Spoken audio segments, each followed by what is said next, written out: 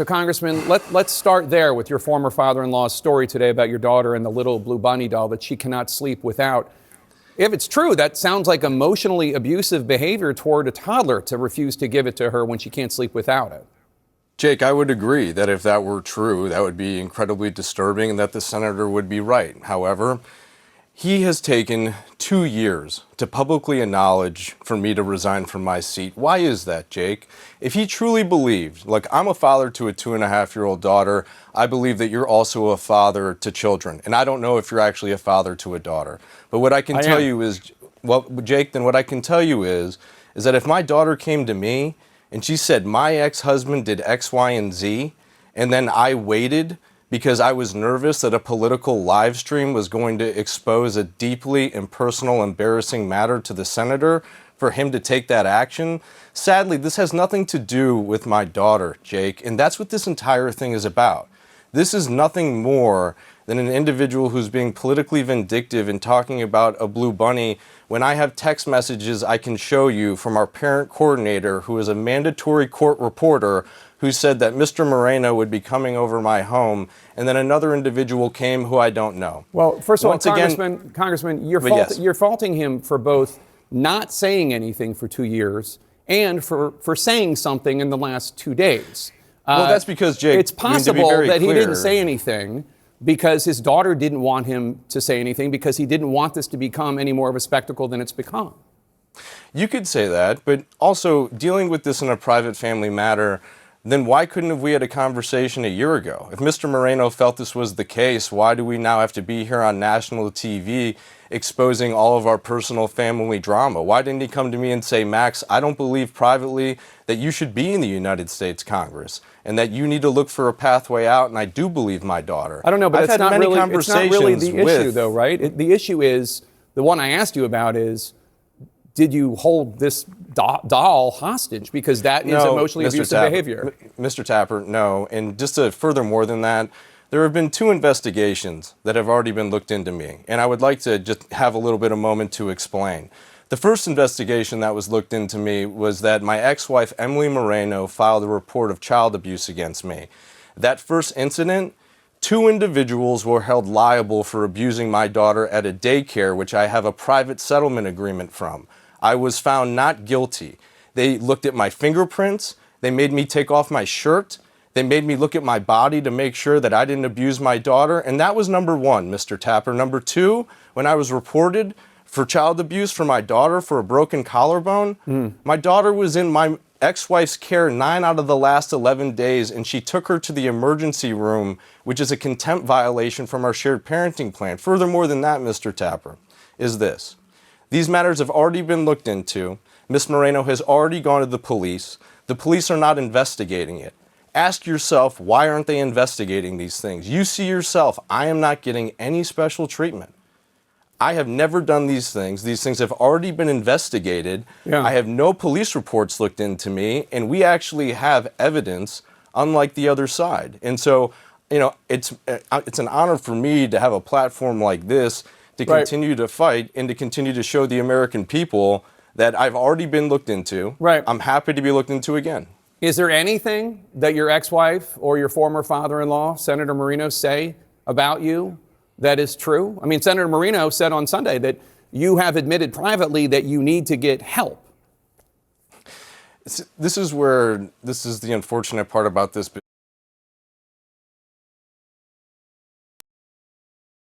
Only one person between myself and Emily Moreno who's been actually diagnosed with a medical condition. But have you ever said that? And that's not me, yes. And I have it in her own words. And but have you said it? Have you ever said that you need to get help, that you need to see a counselor? No, not to him, no. No, to anyone. Have you said it to Emily? Oh, well, Jake, I think a lot of people within this country see a therapist. I've been seeing a therapist over the last decade of my life. This isn't anything new. I don't know why this would be any more important than anything else. I think it's healthy to talk to somebody and to share what's going on within your life and to work through problems. I don't look at this as a negative thing for someone to seek therapy, to go through something. Agreed. And yes, Jake, I've been seeking therapy for the last 10 years of my life. Okay. And I'm proud and honored to admit that. When you did your live stream on Twitter or X on Sunday, you said you were doing so to protect your daughter. And you Yes. did so, and you also released a Dropbox on X with files involving your family to show that you were a good dad. Now, one of the files was an image of your daughter naked, and it was available in that Dropbox for a day before that photograph was removed. It's an image that your ex-wife's attorney says could qualify as child sexual abuse material. Your attorney has said that he is the one who did that, and he apologizes, but it is shockingly reckless behavior by you and your team.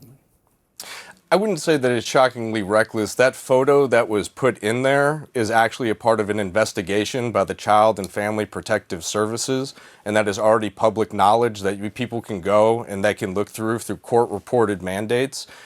This is being taken very much out of context.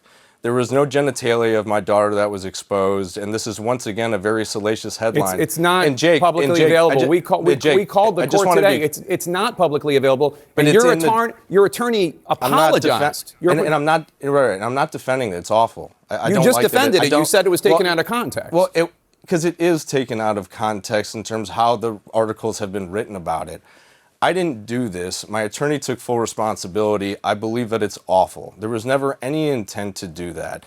What I did on Sunday, okay, Jake, I went on CNN with Lauren Fox for a 45-minute interview about a month ago. Right. And you ran some of it. Right. You ran some of it, but only 6 minutes of that interview was played. That's how and TV the reason, works. I know, Jake, but here's the deal, okay? She asked me a question, and she asked me a very, laced question and said, your ex-father-in-law and your ex-wife say that your daughter is terrified to go to your home. Every single time they say she's terrified. I then played Lauren Fox 3 separate audio videos, separate audio videos of my daughter saying, I do not want to go to mommy's, I do not want mommy's, and I do not feel safe.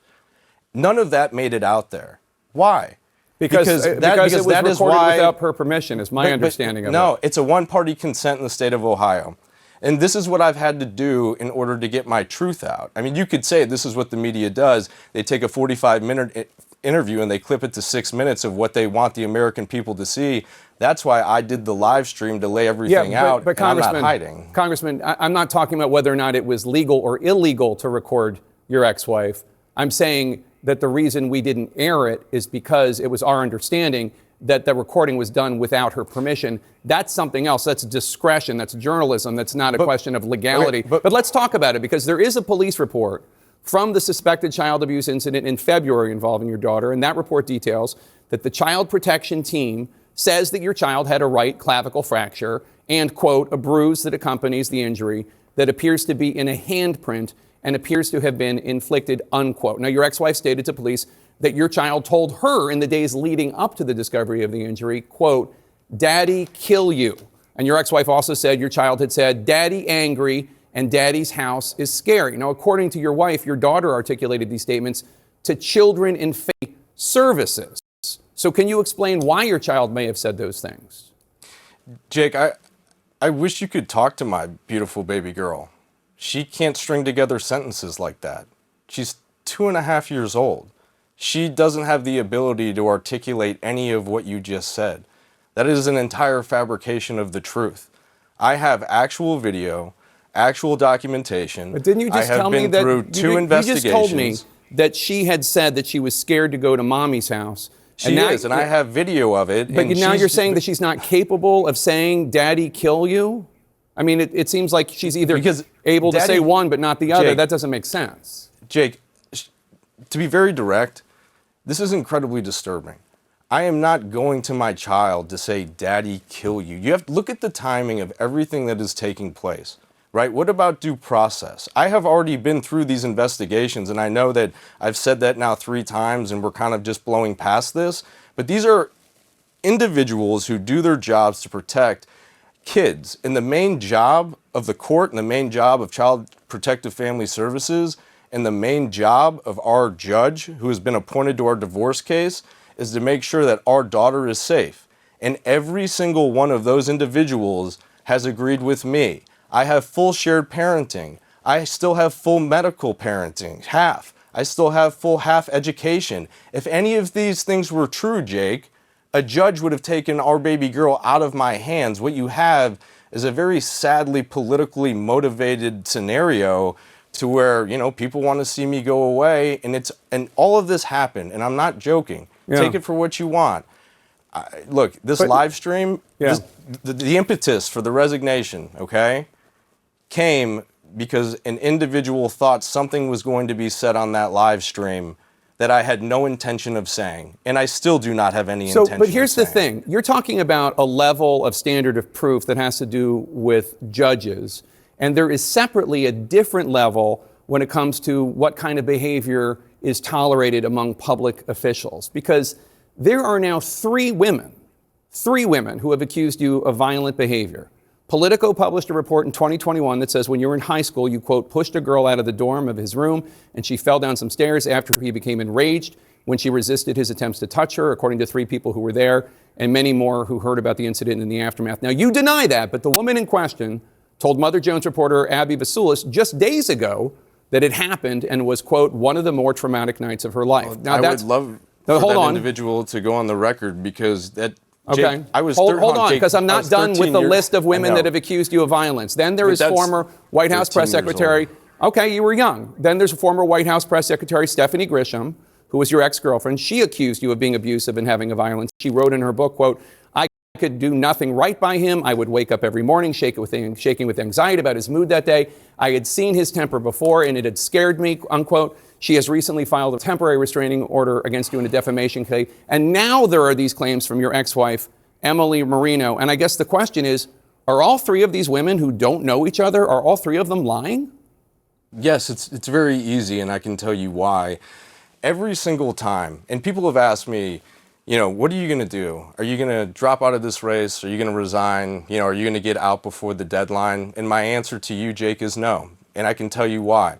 In 2016, when President Donald J. Trump faced the most extreme allegations in the world that hit him day after day after day, and people in the media, very much like yourself and others, said that he would have no shot at winning, that he should not be the President of the United States. But guess what?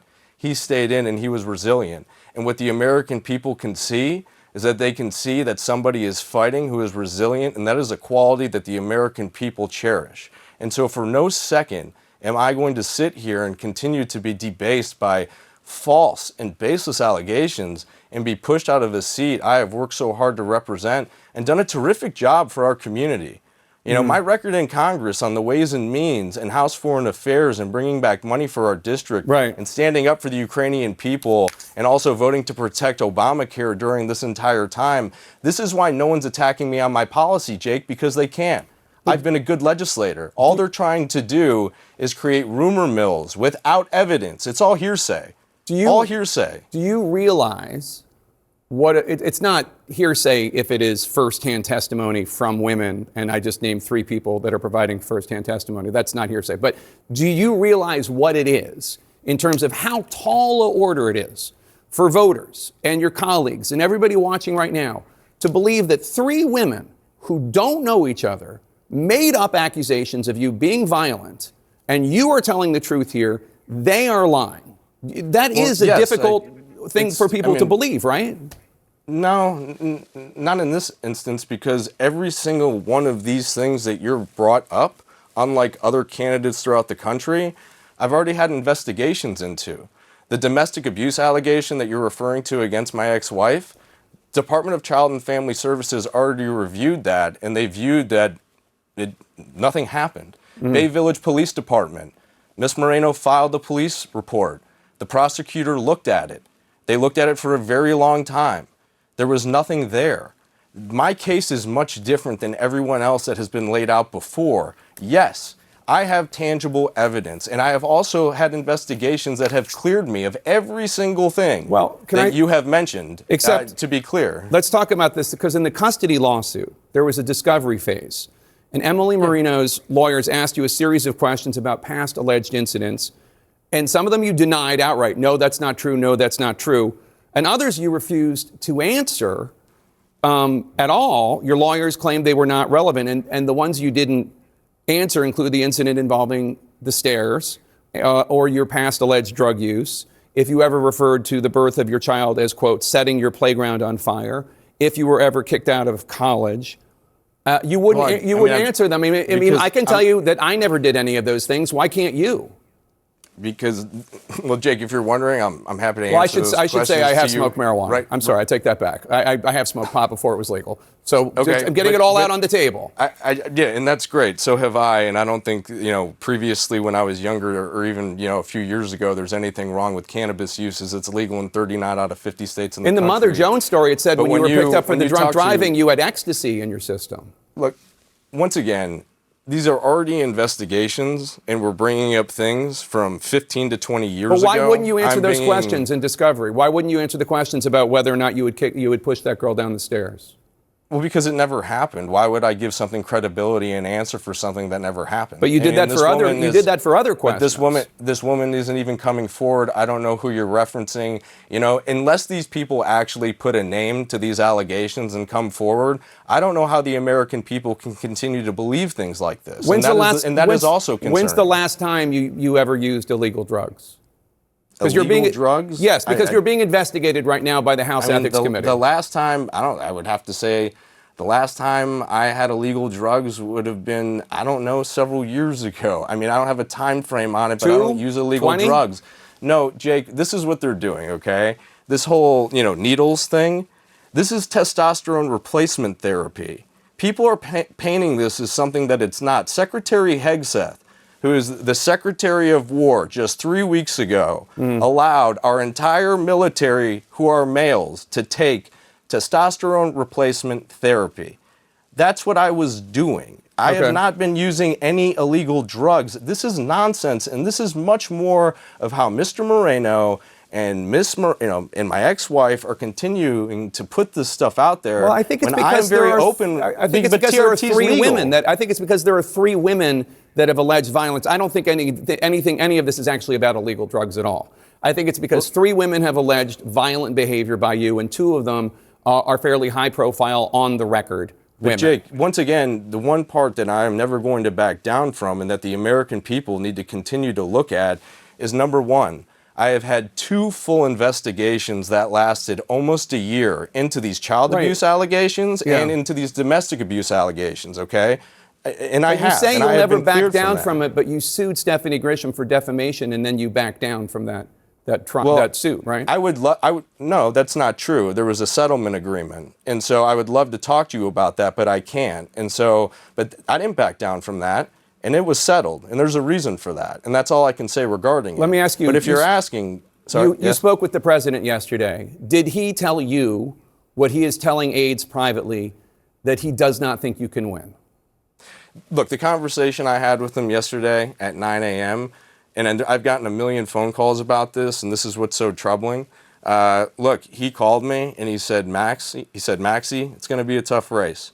And he said, I don't know if you're going to be able to, pull this one out. And you know what, Jake? I reminded him of the same resilience that he had when people told him that he was going to struggle in 2016 and he became the 45th president of the United States.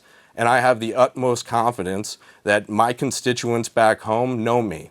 This race is a home race. This isn't about what the national media thinks. This isn't about what people in California or New York or Florida think about what goes on in Ohio 7. What you're going to see here, Jake, is that I am going to be successful in this November because my constituents know who I am, and they also know who my ex-father-in-law is, and they also know who my ex-wife is. And that's why you've seen people aren't running from me. My numbers in fundraising are strong. Speaker Mike Johnson, everyone else, they're standing behind me. No one has told me to get off the ballot, and that's because they know I can win this seat and see this through. And that's what we're going to do. Let me ask you one last question, and I do appreciate your taking the questions here. Yeah. Is there anyone in your life, whether it's Republican leadership or your family or your girlfriend or anyone, is there anyone saying it really might be in the best interests for your daughter and for your own mental health to drop out, take a moment? You're still a young guy. You can always come back, that it might be actually in your best interests to drop out and your daughter's best interests? You know what? That is a question, Jake, I have been struggling with, over the last couple of weeks. But I'm going to look at you the same way I think you would look at me if you were in my shoes, which is I am never going to give up. And what I mean by that is my daughter's going to grow up one day. and she's going to see all of this. And she's not going to see that her father caved to political and social media pressures for something that he never did. And furthermore than that, there are more than 50% of the people within this country who are divorced. And men get a really bad shake when it comes to family court. And it's not addressed enough in any way possible. And so here's what I can tell you is that I've received more support than ever from our community, from the people where I live. And that is why we are going to stay in this race and be successful. And you're right, the allegations, they're incredibly troubling. I agree they're troubling, but if they were true, I'd be in prison. And there's the only reason out of myself and other Republican colleagues that I'm the only one that doesn't have an active investigation into it. And so at the end of the day, I let the truth speak for itself, and the truth is right there. And I will never, ever, ever let my baby girl see her dad walk away as a quitter. I will continue to finish this, and if I have to run all the way to the end and I'm not successful, Jake, then that's a decision that I decide to make, and I can hold my head way up high knowing that I fought for the truth no matter what circumstances and no matter what came my way every single day, that Ruthie Miller will know that she's proud of her dad who bears my last name. But you understand that the reason that this is a story is because it's not the first time a woman that you've been intimate with has accused you of violence and abuse. That's the reason. Now, it has nothing to do with political vendettas. It has nothing to do with Senator Marino. It has to do with the fact that there are two women on the record and a third who has talked to reporters or a reporter about what happened in high school. And all I can tell you is this, Jake, is that I hope that you and the rest of the media do the same amount of digging as you are into me as you will into those other two. Because as you can see right now, and I understand I'm the member of Congress, so deservedly so, the spotlight, the attention, the media. But throughout this process objectively, how come people aren't asking the tough questions out of them? I mean, it's been a free runway of just me being a punching bag without articulating my points and presenting the evidence that we have here today and others. They're not accused of physically abusing you. I mean, it's pretty simple. Well, Jake, I got to tell you, in this country, due process is a thing, and everyone is entitled to it. And once again, I have been absolved of these claims that you continuously are bringing back up, especially the most recent one with Miss Moreno. Once again, the Department of Child and Family Services and Bay Village Police Department took her report. They investigated everything that she said, both the Bay Village Police Department and both Child and Family Services. And you can see right now, I'm not getting any special treatment, Jake. Okay. So if I really did those things, why wouldn't I be in prison? It's because it's an extreme fabrication of the truth. And you look, at the end of the day, I'm going to continue to push. I am going to win this race. And my daughter will see that her father is going to be back in there. And then when we come back next term, my hope is you and I can have other conversations that will be a lot better than this about how we can move our country forward. Republican Congressman Max Miller, thank you so much for your time. Appreciate it. Thank you.